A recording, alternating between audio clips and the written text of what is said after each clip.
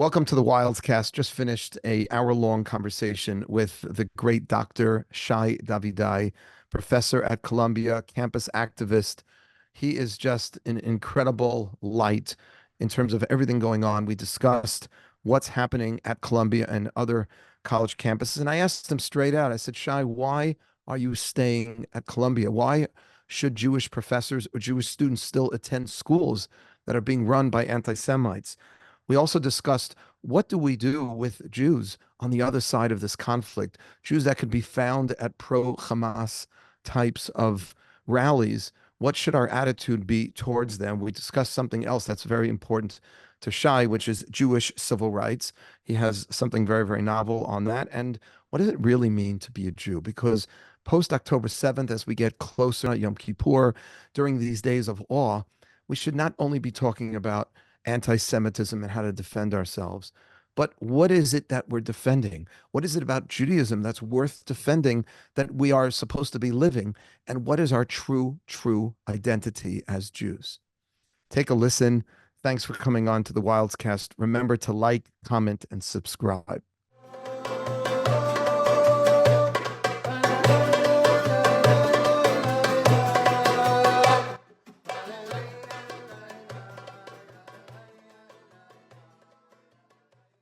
Welcome to the Wildscast, Professor Dr. Shai Davidai. Thank you so much for being here. What a great honor it is to have you. I know how busy and crazy you are these days, so your time with us is that much appreciated. I've always been crazy. I've just never been this busy. So the crazy hasn't changed, just the busy. Yeah. So let me ask you a couple of questions. One of your many interviews since October 7th, you stated how that day basically shattered your notions of peace. Tell me how that's changed. What did you believe then before October 7th, and what's changed since? Yeah. Wow. Here's the thing. I can tell you where I was before. I can tell you what happened. I can't really tell you where I am now because I'm not 100% sure.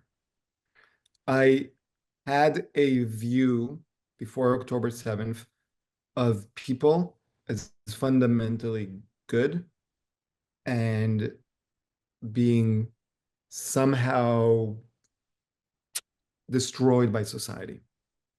Mm-hmm. The things I saw on October 7th, the details, the sadism, the gruesomeness has really forced me to question that. It's things that are beyond mere education or miseducation. It's things that are beyond brainwashing and indoctrination.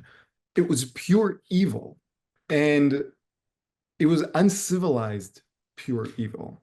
And it forced me to confront my own assumptions, my own beliefs, and say, wait, something doesn't work out here. It just doesn't make much sense. That being said, I have not been able to yet replace it with something else, a more nuanced perception of humankind, of people. But also I haven't had much time to mull over. That's a big question for me. That's a question that requires a lot of thinking and reading and battling with myself. Can I press you on that a little? No, of course. I mean, you're a student of Jewish history, besides being a brilliant professor of economics, but you know Jewish history. You know this is A professor of psychology, which is actually more complicated because why did I think economics? Those, yeah, I'm in the cusp of behavioral economics, but I have a PhD in psychology. Okay, thank you for clarifying that. So you know even more. You know the depravity to which people can stoop. You know, for me, it's the reaction of the rest of the world. What Hamas did on October 7th was, you used the right words, I believe, gruesome and sadistic. But we've seen gruesomeness, we've seen sadism before. What we haven't seen, at least we haven't seen, because my grandparents who lived in Germany, they saw this too.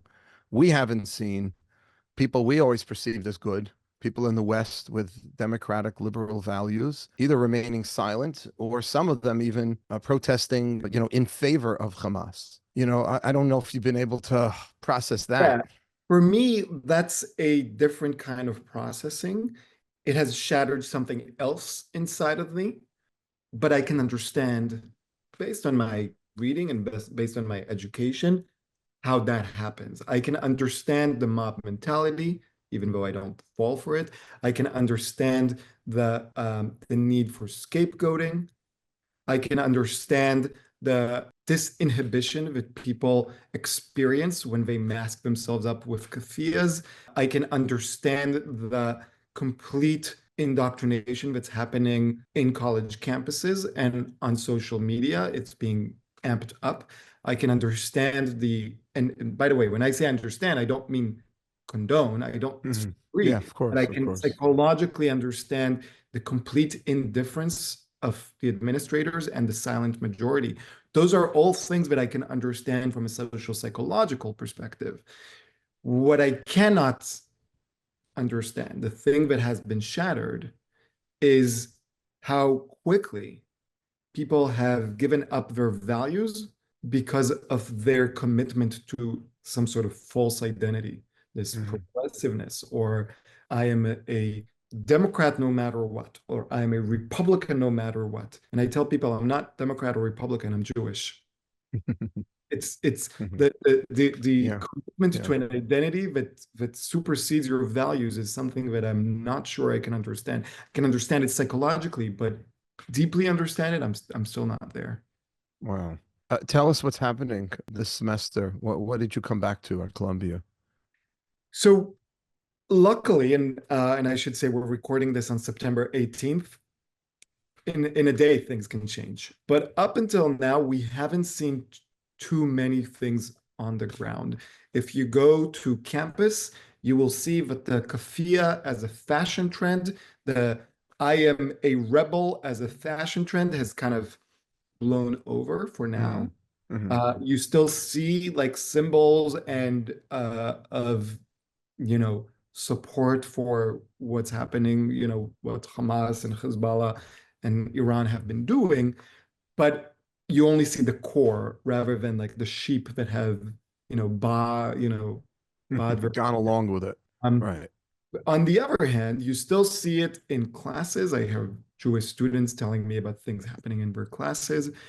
You still see it inside the buildings. A week and a half ago, uh, former Secretary of State Hillary Clinton was about to give she's a lecturer at Columbia. She was about to give a talk, and it was protested. You still see it with the professors that are still teaching, like Joseph Massad, who hasn't lost one day of employment or teaching since calling the October 7th massacre awesome and expressing his jubilation and awe. You still have Dean Joseph Soret, who was caught texting anti-Semitic tropes about Jewish people during a panel on anti-Semitism. He still is the dean of Columbia College and is still in charge and has power over Jewish and Israeli professors and Jewish and Israeli students, and that's just mind-blowing. You still see a lot of the structural Hmm. issues. Nothing has been resolved, but luckily the hate has gone back down to the sewer. And what But do you attribute that to? I want to say it hasn't washed away. It Hmm. will come up. I attribute Hmm. it to one. Um, Honestly, the weather is too nice and hot to wear a keffiyeh. That shows the The devotion they have to their cause. devotion Yeah. of their cause. But it's because it's happening all around the city for now. So they don't need to center around Columbia. They Right. can go and hate together with their hateful friends from NYU and their hateful friends from CUNY and Baruch College and all those, and within our lifetime. And they have a planned protest on tomorrow and on Friday, and they keep disrupting the city rather than the campus. And I think number three, it's hard to keep up a movement that is solely based on hatred and against someone else. Those movements, they're like a flash in the pan. And even when their goal is a right goal, and I think now it's a wrong goal, you cannot keep people out when all you tell them is we're against X. Mhm. Because yeah, in the beginning they'll come out, in droves, But at some point, X does not disappear. The Jews will not disappear. In the same way that the Black Lives Matter movement, not the idea, but the movement, they're like, we hate the police and we are going to completely abolish the police. And people came out in droves. And then at some point, you're like, that's not sustainable. Right. If, The police aren't going anywhere. if you're Right. not coming as constructive to build something, then you can't keep it up for the long run. So you don't think things have subsided, let's say the encampments and the like the you know the sort of the venomous kind of hate that you were seeing last semester. You're because you gave three reasons and none of them had to do with the administration. None of them had to do with any new policies that the Oh, university has actually made. no, I mean, the one thing that has helped is that for all intents and purposes, Columbia is a maximum security prison now. You can't get it. I don't. Are you a Columbia alum? Yeah, yeah, Milan. Yeah. You have an ID? I have an idea. I haven't used it in a while. I'm not sure you can get in. In order to get into Colombia now, you have to not just scan your card, but also show your card, so you're not giving it to someone else. There are public safety individuals scattered around the campus, especially where the encampments were. So of course you see now students throwing a frisbee, hanging out on the grass, but they are guarded by public safety. The university is taking safety much more seriously, but they are not dealing with the root cause. They are not Right. saying we will remove the problem. We'll just add more quote unquote cops to make sure that the problem doesn't get bigger. So I say the things that have been like quieted down on campus until now has been despite the administration rather than And because of it. because of it. And because of some of the things you mentioned, that the anti-Semitism still happening in the buildings, in the classroom. Joseph Mossad, you mentioned, or the dean, not having been removed. So it could just happen again. I mean, I would even say it's not happening. It's happening differently. mhm, If mhm, if I had a kid in Columbia, enrolled in Columbia College, which is one of the colleges at Columbia, I I wouldn't sleep a good night's sleep. Not because my mhm, kid will get beat up, but because I know that the head of the college is an anti-Semite, or at least someone who is very comfortable with anti-Semitism. Because I know that if my kid goes to class and is taking a class with Joseph Mossad and wants to write about his own opinions based on the class, he won't be allowed to unless those opinions are, basically Joseph Mossad's opinions. So he can get a C, a D, or an F just for expressing himself, even if he wrote the most amazing paper in the world. And then if he appealed and it went up the ladder, the highest it can go to is to this person who's either an anti-Semite or very comfortable with anti-Semitism. How would I mhm. like the fact that people would send money to such an institution is mind-blowing to me. I'm curious. I want to get into your mind, into your own, because I know how devoted you've been to Israel and to standing up for Jews. And we're going to talk a little about Jewish civil rights. We'll get into that. Why do you stay? Because I feel like I'm still needed. Mhm. I I was going to say that, but I wanted to hear what your opinion was. I'm a damn good professor, right? I don't know how great I am as a researcher. Hmm. I'm pretty not great as in administrative stuff, but when I'm in front of the class, my students get the education that they deserve and that they pay for. And I am not going to deprive them of that just because they are enrolled in a deprived institution. That's number one. The number two is until there are other Jewish and Israeli faculty, and maybe non-Jewish faculty, who stand up, not just Hmm. write emails, sign petitions, but actually show up, that show up when the students hold a table for the hostages, like they did yesterday, and like they're planning to do every 1 or 2 weeks, that they show up just to show their support. Until we have those Jewish professors out there, I can't stop. Right. Until No, we you have can't. Jewish professors not just tweeting about how angry they are, but showing up at protests, showing up at rallies, speaking up, showing the students that they care. I can't leave. Do I want to be at Columbia? Hell no. But am I staying in Columbia? Hell yes. Because It's great. Shai, anyone else like you there? Are there any other professors standing tall with you? I love it because I thought you were going to ask, like, does anyone like you? Uh, Not many people like me right now because people, the way I say it about Columbia Business School professors, many of them, not all, but they love their values, but they much rather have their bank accounts. Right. So if someone is speaking up for their values, which many of them agree with me, but it's threatening their bank accounts, they will go with their financial advisors Right. rather than with moral clarity. There are people that are doing incredible work. Amy Verman is a lecturer Hmm. and the School of Social Work, and she's been organizing, bringing in movies about the Nova Festival massacre, for example. Gil Zussman is another one who's been both vocal on Twitter, but he's also helping document a lot of the things happening.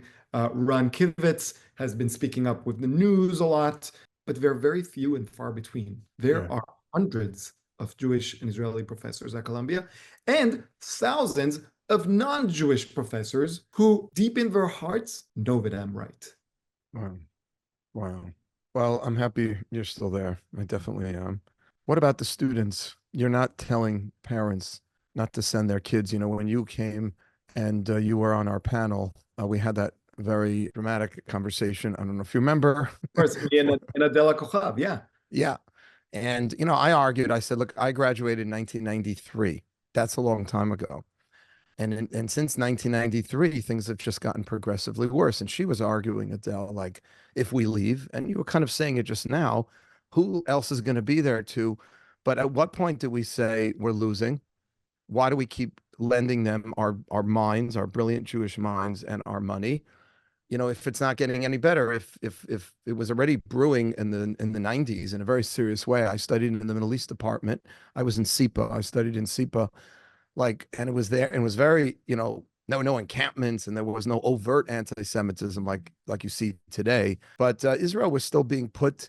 I remember South Africa was actually an apartheid country at the time, and Israel was thrown into the same category at Columbia in some of my human rights classes. I studied in the Harriman Institute for Human Rights, Soviet Studies, and Israel was thrown right in there with apartheid South Africa when it was actually apartheid. If it's now 2024, so this is 30 years later. If 30 years later it's just gotten worse, what hope do we have that in, I don't know, another 5 or 10 years is just. Yeah. So here's the thing. And I want to show first, I want to be fair and show there are two different views. I express one view in that panel, Adela Kochav, which is she's incredible and so brilliant. And I agree with her on many, many things, express a different view. And I want people to both know both views. There's one view that says if this is happening when we're in the room, and being in the room is like giving Mhm. money, being teaching there, sending our kids there, being alumni, if this is happening if we're in the room, imagine what will happen if we're not in the room. And that's a valid point. That's a very fair argument. My counter argument, which is also, I hope, valid, is if we've been in the room for almost Right. 100 years and this is happening, why do you think 100 more will change anything? Right. Both are valid views, and both are views that I think each and every one of us needs to grapple with, engage in critical thinking, which is something that Columbia doesn't teach students, but I hope Jewish listeners at least have that from reading Jewish texts, Mhm. and make our minds for our own. The way I have solved this in my mind, and what I tell people, is twofold. One, it's not whether you send your kids to a specific college, it's how you send them. It's preparing them to be not just great students, but great Jewish fighters. Now, when I say Mm. fighters, I don't mean violently. Right. Right. I mean non-violently, but yet Articulate spokespeople. articulate. They need to learn about our history. They need to learn about the Jewish and Israeli history. They need to learn about the Palestinian history because they're going to be faced, confronted with a lot of lies by omission. They need to know a lot of things to prepare. They also need to learn how to physically stand tall. Yeah. They Yeah. need to start showing their Jewish identity out in public, meaning that if they don't wear a yarmulke, and maybe even if they do, wear a Star of David, the dog Yeah. tag, Or one of yellow pin, these. Right. something to show the world that they are there. They need to also maybe learn a little bit of self-defense. Again, not to hopefully never use it, but to get that confidence, that Yeah. Yeah. of itself. That's the one thing that I tell people. Like, you really have to prepare your high schoolers. Well, I want to stay on that for a minute because I taught in two Jewish day schools.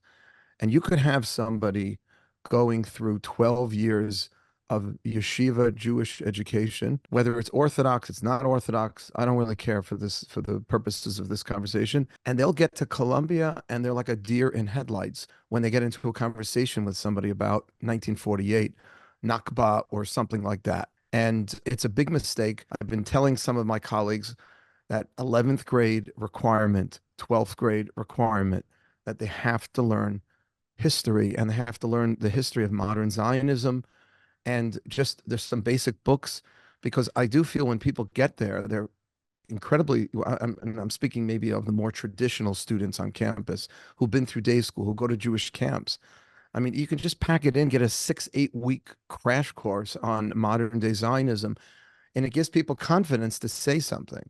Because I find that, I would broaden that. I'm sorry, but I would even yeah, broaden please. 10th grade in Israel, when I was at least a 10th grader, which was back in the 90s, or late 90s. You start with the first temple. You learn about the first temple, you have the first diaspora, you learn about the destruction of the second temple, you learn about the diasporas. Then you fast forward to Dreyfus, the Dreyfus Affair, the first Zionist Congress, the pogroms, the Balfour Declaration, the partition plan, and you end right before the beginning of the Independence War in 1948. And Mhm. as a teenager, I never understood why me, living in Israel, going to high school in Kiryat Ono, I need to learn about ancient history and all the way up to what I consider the most important contemporary modern Yeah, sure. and never learned about 48, 56, 67, 73. I mean, I ended up learning about that later, but why that? Now I'm so grateful because, yes, I didn't get the details of the here and now, but I got the historical perspective of why are we here in the first place? And Yeah, I that's think that is critical. something that's missing. Critical.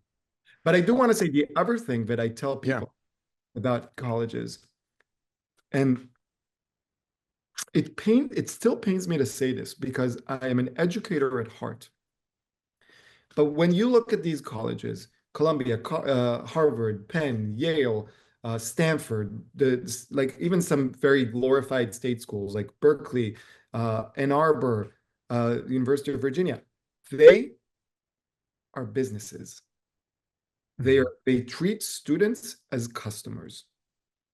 They treat your tuition as your subscription fee. All I'm telling people is start treating them like they treat you. If you are a customer of a business that does something that you disagree with, you take your money away.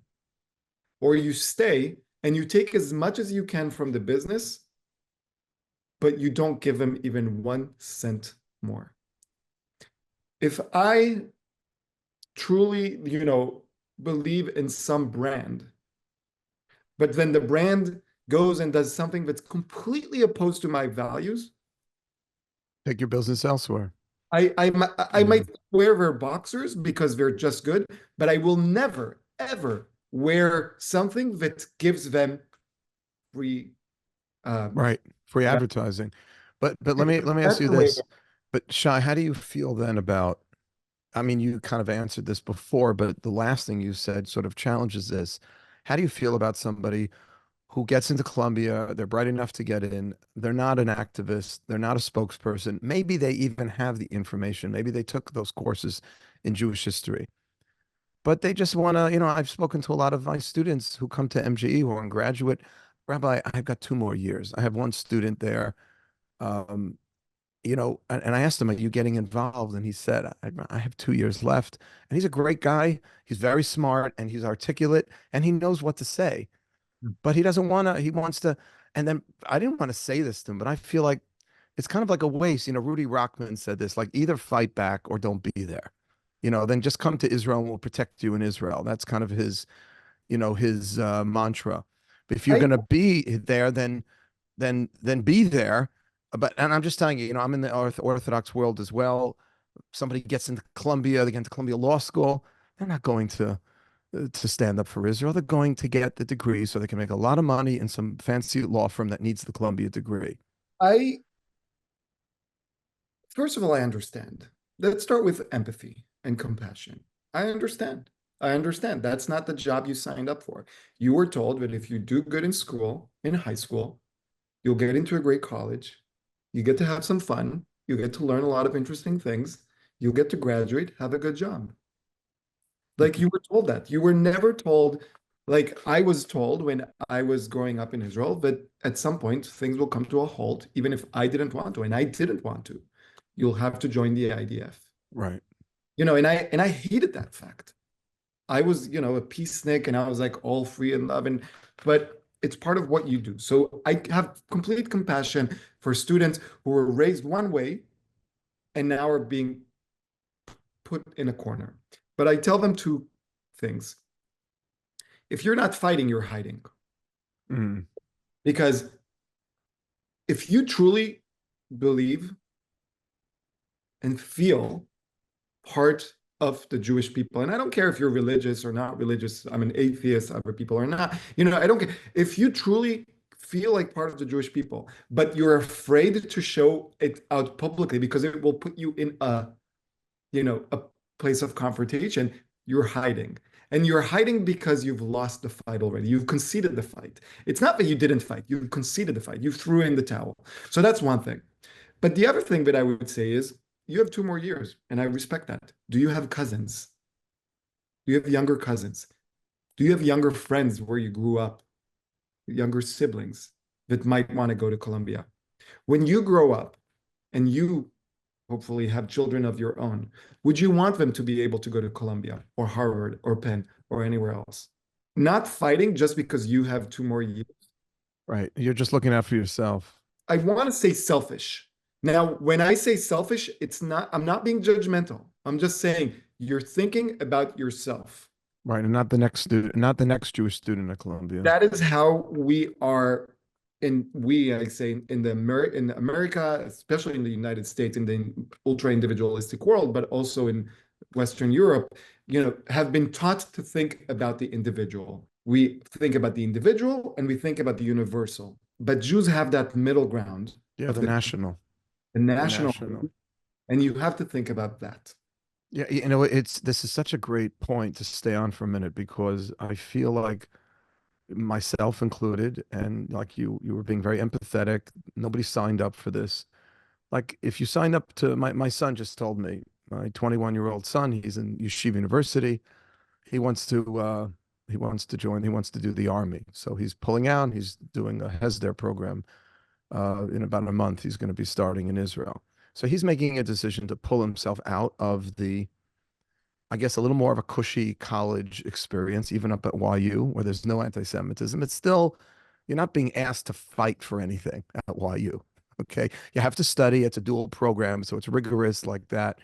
But do you think that we need to re-educate, if you will, or educate differently our young men and women here in the United States or anywhere in the diaspora that those days are over? Those days of just gliding and just being an anonymous and taking the kippah off because it's just too, you don't need it. Just get the good degree, get the good job. And if you really want to be devoted to Jewish self-defense, make aliyah, join the army. Otherwise, you can just kind of be peripheral. But like you just said, if you're not fighting, you're hiding, right? And then we gave up. What are the consequences of giving up? Because even after October 7th, even after all this anti-Semitism, even after people seeing you as, putting yourself out there, allowing yourself to be fought, whatever it is, a lot of other people are still just, come on, we can still go back to the way it was. So anyone who wants to go back to the way it was is is really sticking their head real deep in the sand, because we are in the situation we are now because we accepted the things as they were. Yeah. If we go back to where things were, you and I have lost, because the next round will be more vicious. That to me is unacceptable. Mhm.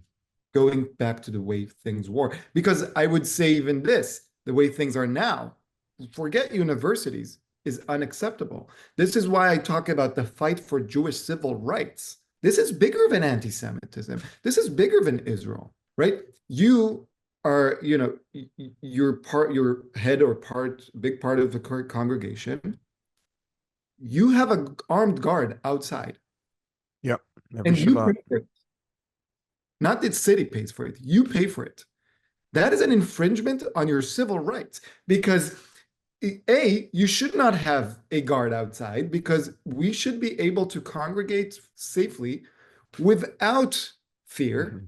But even if there is fear, we shouldn't be the ones protecting ourselves. The city should see this as an issue. It's an infringement on Jewish civil rights. If you send your kids to Jewish day school, kindergartners, there is an armed guard outside paid for by the school. 5-year-old Jewish kids cannot go to private school without their parents paying someone to protect them. That is an infringement on your Jewish civil rights. For 8 years straight, anti-Jewish hate crimes have been the #1 hate crime in New York City, more than anti-Black or anti-Hispanic or anti-Asian hate crimes, more than anti-LGBTQ hate crimes, more than anti-immigrant hate crimes, more than anti-Muslim or anti-Christian hate crimes.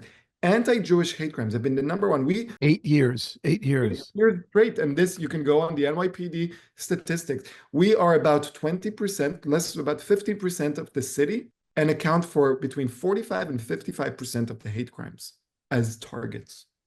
So the way things were and the way things are is just unacceptable to me. We need a bigger, monumental shift in our mind that what we're doing is we're not fighting against anti-Semitism. We're fighting for Jewish civil rights.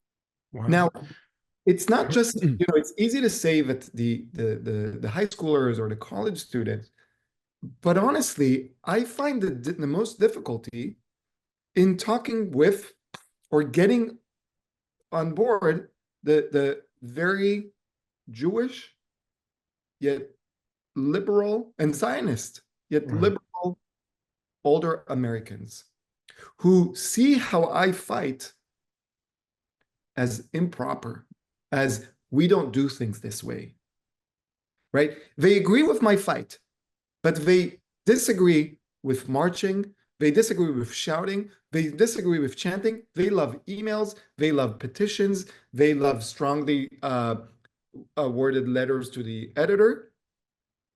Okay, we could do both. They don't contradict each other. I agree, but they have bought into this victim mentality, Mhm. which the Jewish people have never had. The No. Jewish people have always had a survivor's mentality. And our mentality was always, if things get bad, we pack up and leave. But many American Jews, especially of the older generation, but also they've given this to their younger kids, they say, we're never going to leave because they love it here, as they should. But we're also not going to march and fight. So they've become accustomed to their victimhood. Well, let me ask you a question on that then, because I saw that you were quoted as saying that public schools in New York City should have a Jewish Heritage Month. And just like our kids learn about Martin Luther King, our kids should also learn about Emma Goldman.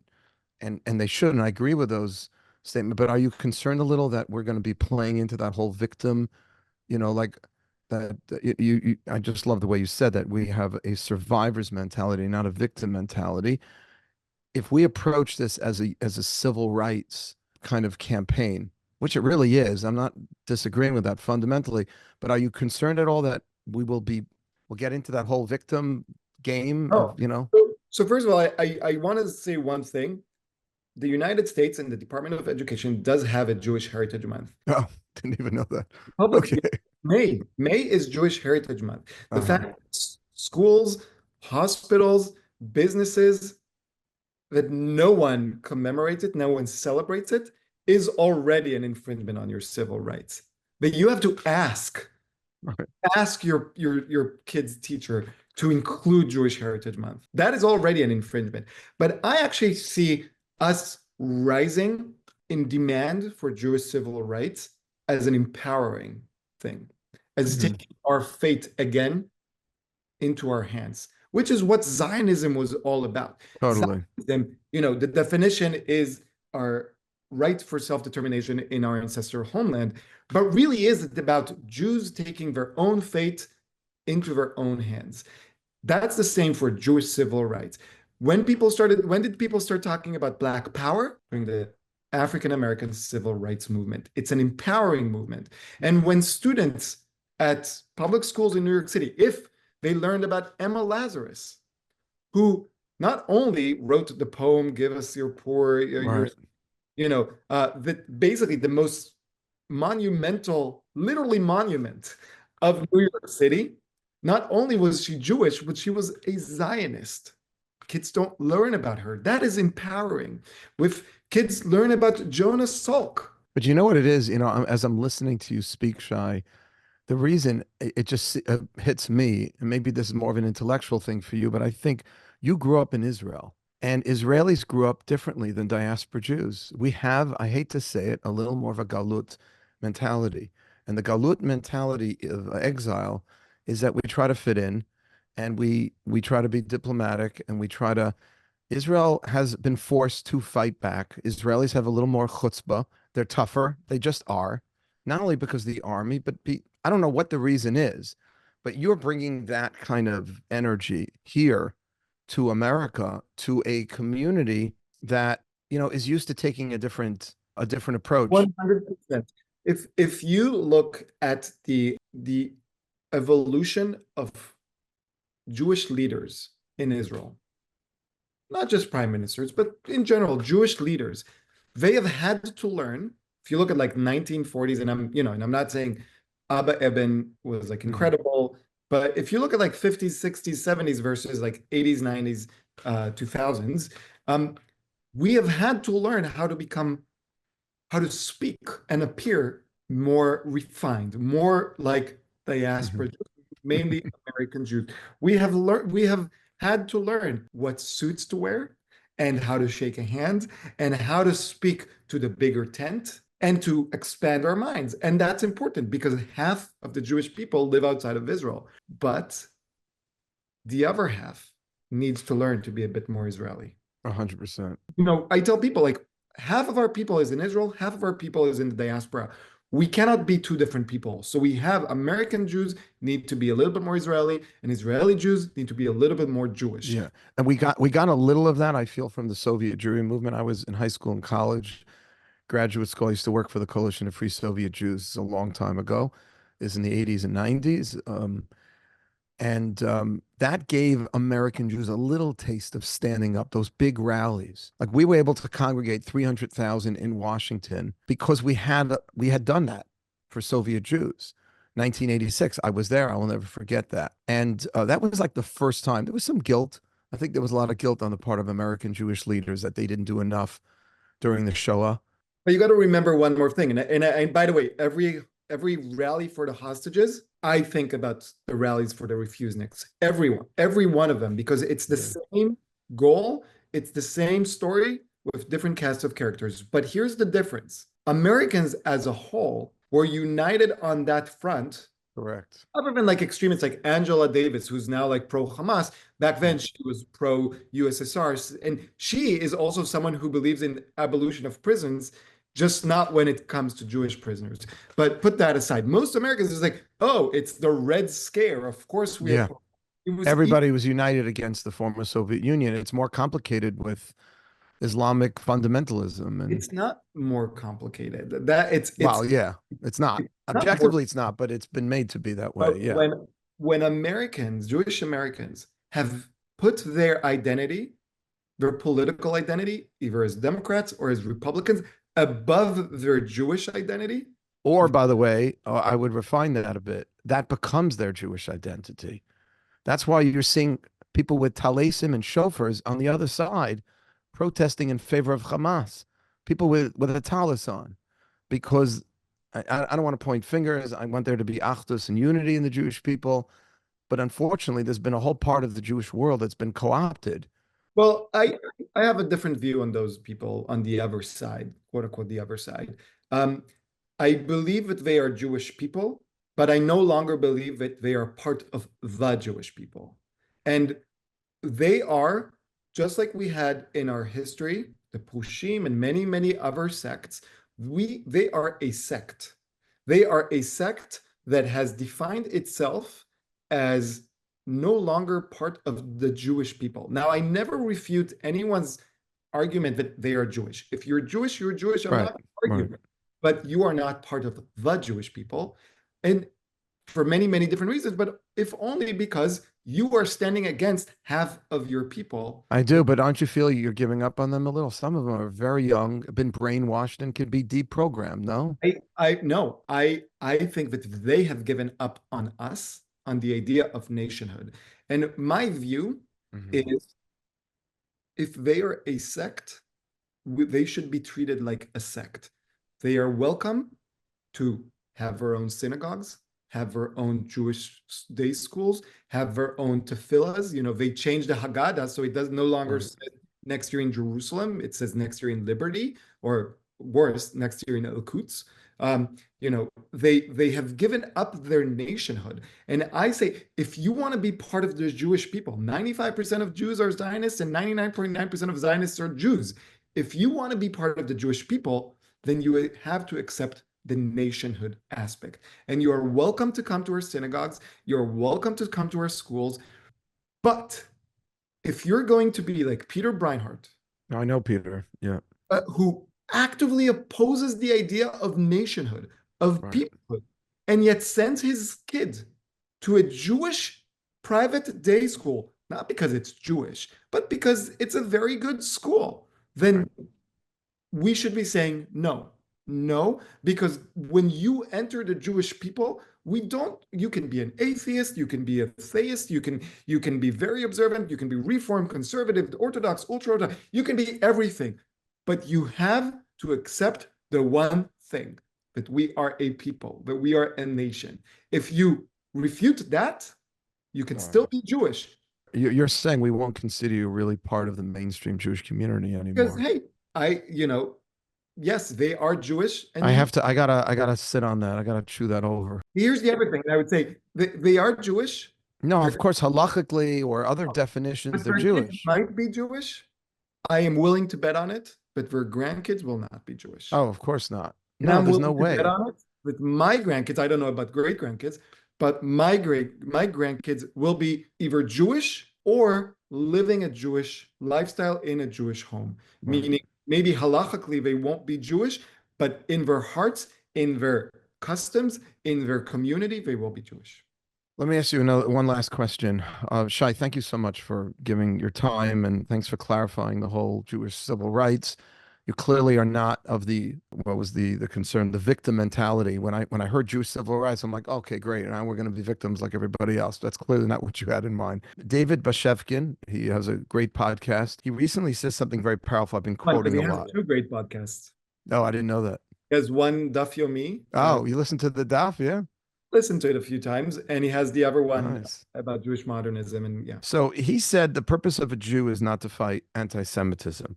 We fight anti-Semitism so we can live as Jews, and that's a really, really important line. And I've been actually speaking at a number of different, I don't know why, I spoke at Morgan Stanley, I'm speaking at UBS, Goldman Sachs. A lot of these places used to have their, what do you call it? They bring in different speakers. They have Jewish groups, and instead of going in and talking about anti-Semitism, what I've been doing in these places is talking about Judaism and what does it mean to be a Jew?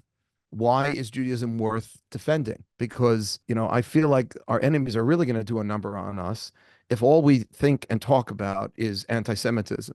Okay. They've got me and you having this conversation for a long time.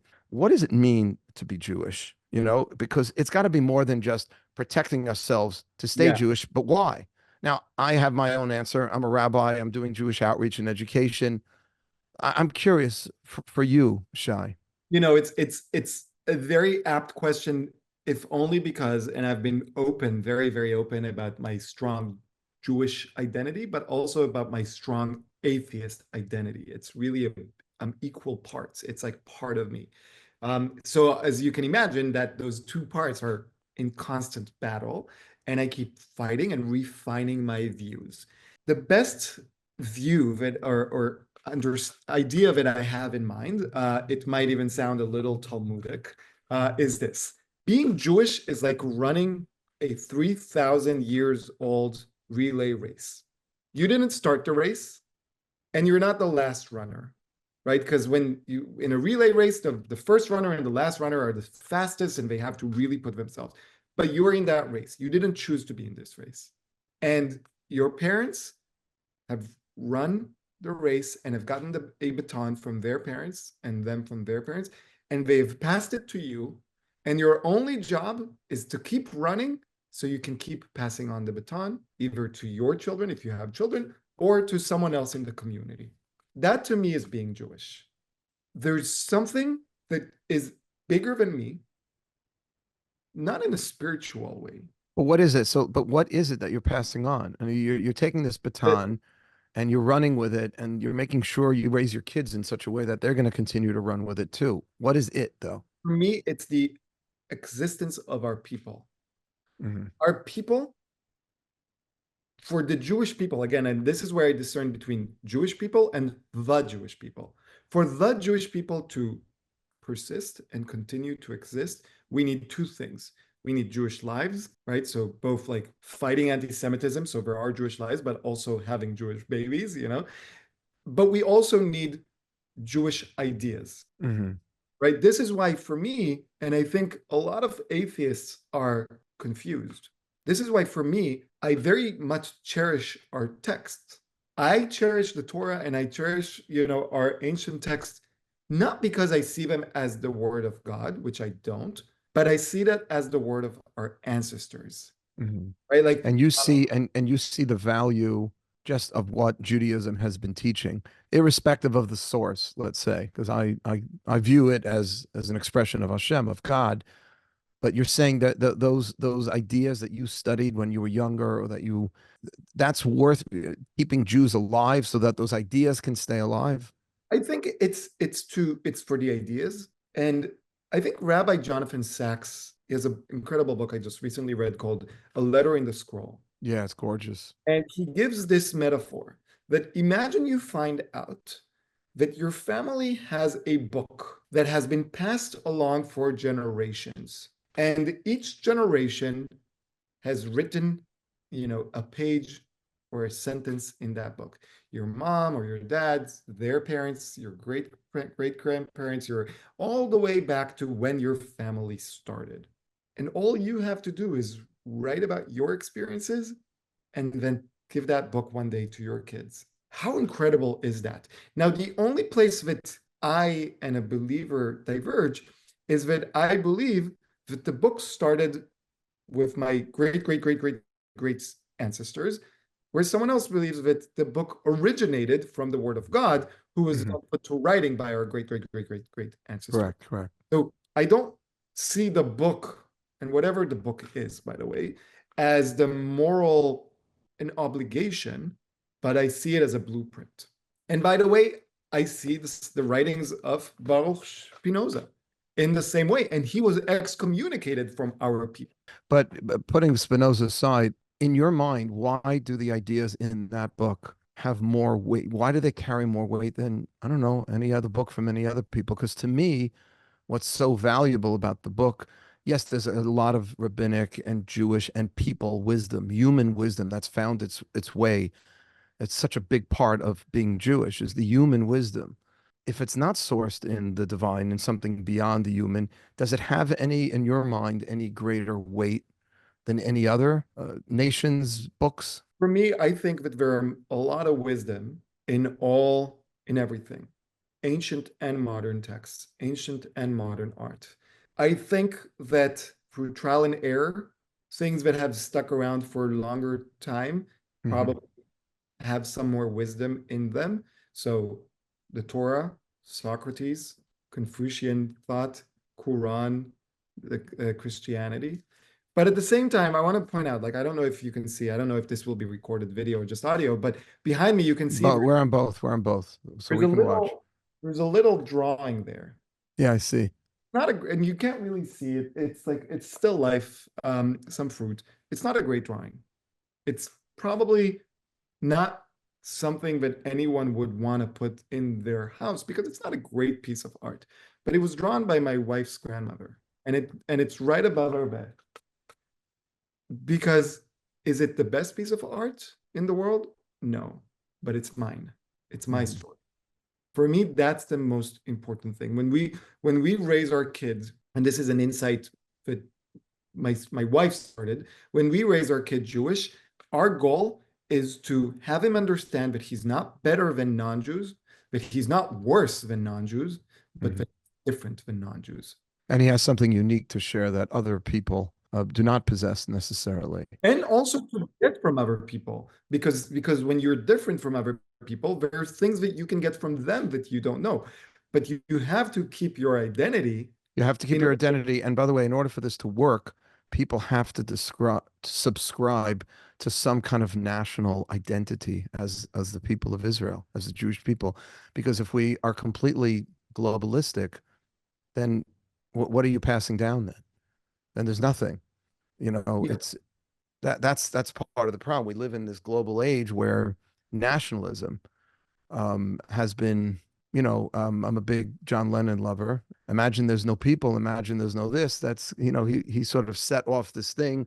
We're all just one, and we don't have different groupings. I tell people that ideally, if no groups existed in the world, if no religions existed in the world, if no categories would exist in the world, then I don't know if I would be raising it would be so strongly connected to my Jewish identity. Right.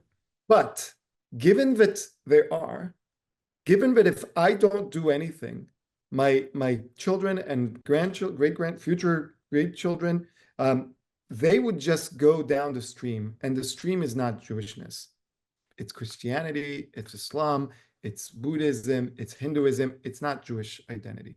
So as long as there are other identities, I strongly cherish my identity. Yeah. Listen, I would say that without these identities, the world becomes a very boring and an uninteresting place to live without the brilliant ideas that we and other nations have contributed. We invented the weekend. Isn't that crazy? There would be no Shabbat. There would be no, by the way, there's a great book called John Lennon and the Jews, an Israeli, I forgot his name, the author, but it's a whole response to Imagine, to the song, because at the end of the day, you have to love your wife more than other people, or else you will lose what's special about an exclusive relationship. If you don't love certain people in your life more and treat them better than you would other people, you will cease to have the kinds of relationships that are the most meaningful in life.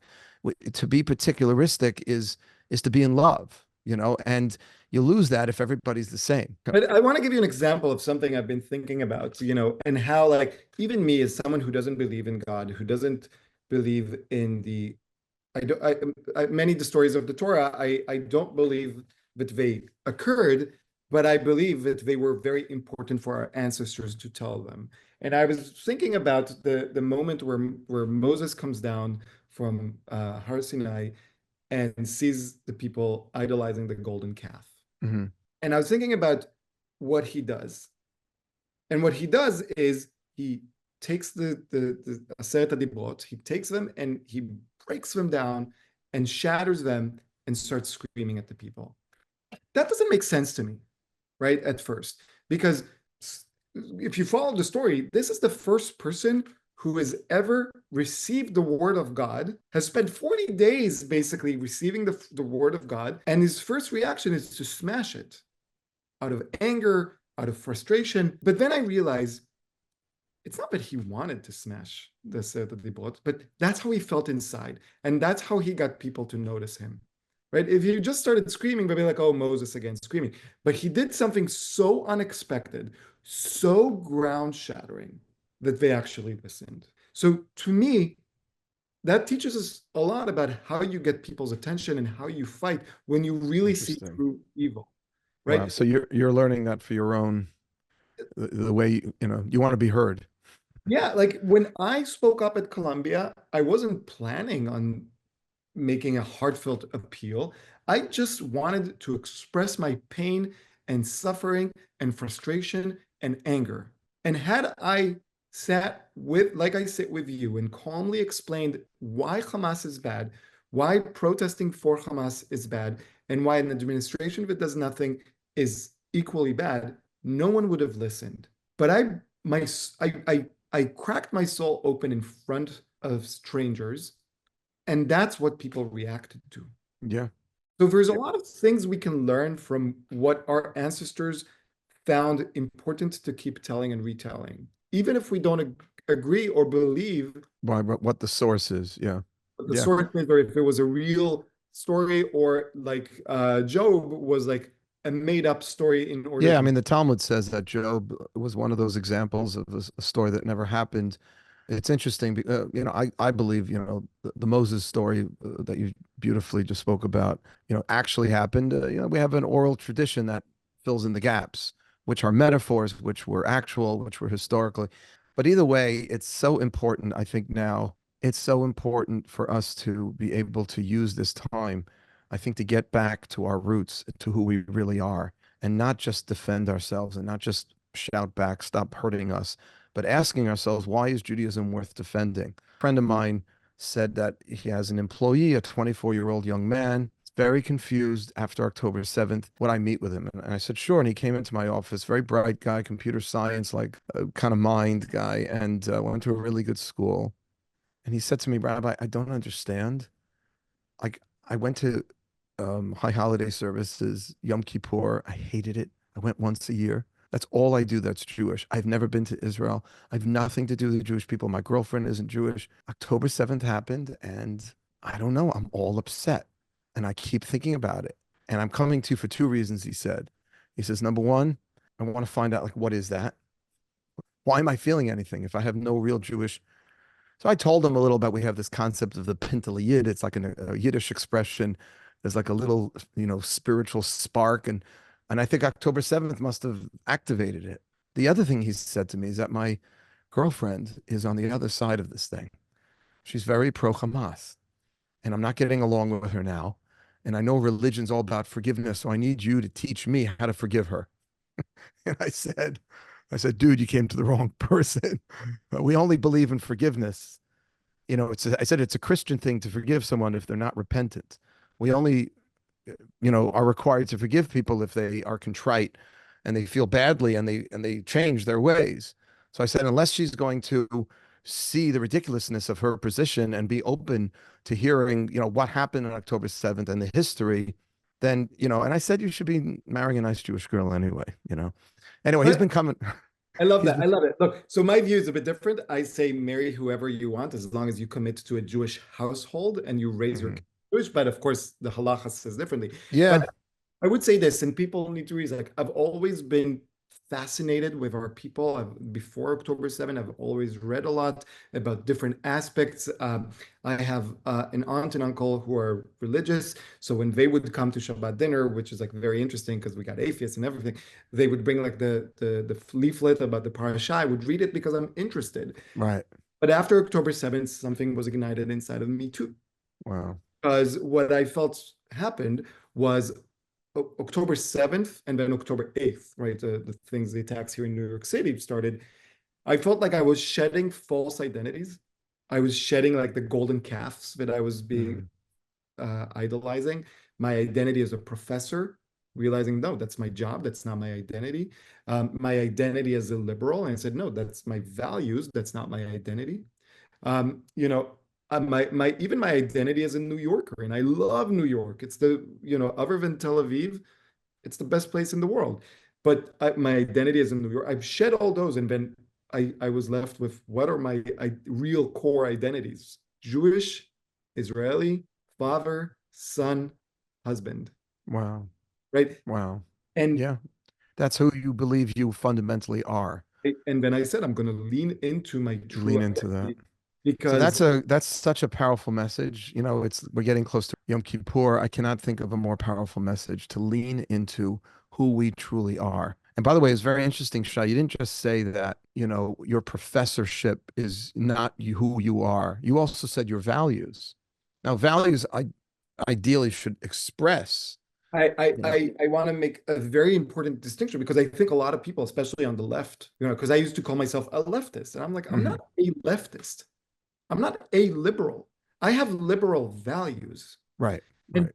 like But when that's not who you are per se. it's not who you are, I never understand people who buy a shirt of like, I support, and I don't care if it's Trump, Harris, Biden, Obama, I don't care who it is. Why are you wearing a shirt with someone else's name? That does not make any sense. You're basically saying that I'm I don't know embarrassed. I got to if put you're my little holding, horse away here. it's Ed Koch, when he was running for mayor in New York City, said this really incredible thing. If Oh, you, Ed Koch. Yeah, yeah, yeah. sorry, if you agree with 7 out of 12 things that I've said, vote for me.